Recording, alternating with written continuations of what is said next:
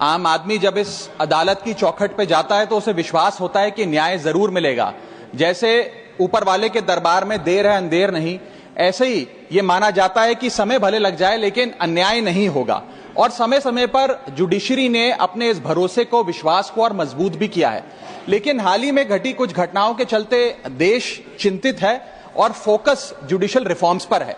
जैसे इस देश में इलेक्टोरल रिफॉर्म्स हुए, पुलिस रिफॉर्म्स हुए, एजुकेशन हेल्थ केयर में रिफॉर्म्स हुए, वैसे ही जुडिशियल रिफॉर्म्स होने की आवश्यकता है। लेकिन ऐसे रिफॉर्म्स जो जुडिशियल इंडिपेंडेंस को मजबूत करें और जुडिशियल करप्शन को समाप्त करें।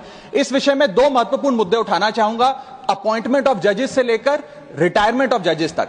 सर, जहां तक अपॉइंटमेंट ऑफ जजेस की बात है, समय समय पर कोलिजियम सिस्टम की शॉर्टकमिंग्स यानी कि खामियां लॉ कमीशन की रिपोर्ट्स, लीगल ल्यूमिनरीज के बयानों के माध्यम से सामने आई और शायद इसी के चलते एनजेएसी जैसे कानून को लाने की जरूरत भी पड़ी।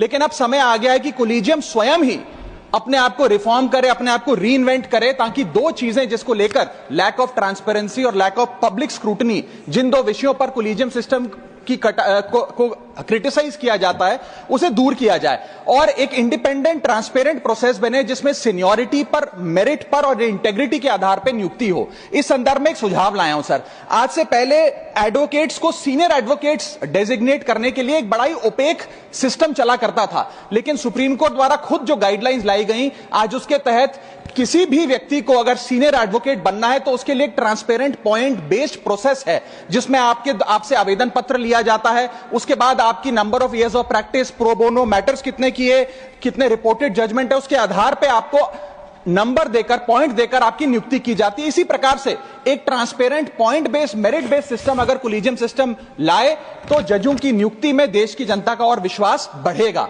और दूसरा विषय है सर, रिटायरमेंट ऑफ जजेस से संबंधी।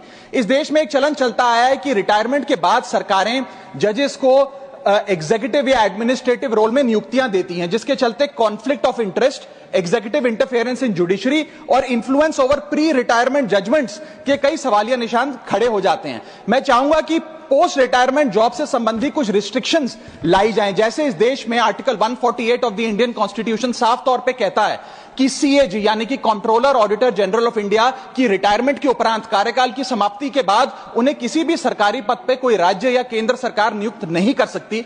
इसी प्रकार अगर एब्सोल्यूट रिस्ट्रिक्शन नहीं तो कहीं ना कहीं 2 साल का कूलिंग ऑफ मैंडेटरी पीरियड जरूर लाना चाहिए कि जजों के रिटायरमेंट के बाद कम से कम 2 साल तक उन्हें किसी भी सरकारी पद पर ना कोई राज्य सरकार ना केंद्र सरकार नियुक्त करे। यदि ऐसा होता है सर तो यह भारत के न्यायिक इतिहास में मील का पत्थर साबित होगा। हम देश के लोग अदालत को मंदिर मानते हैं और जजों को न्याय की मूर्ति मानते हैं।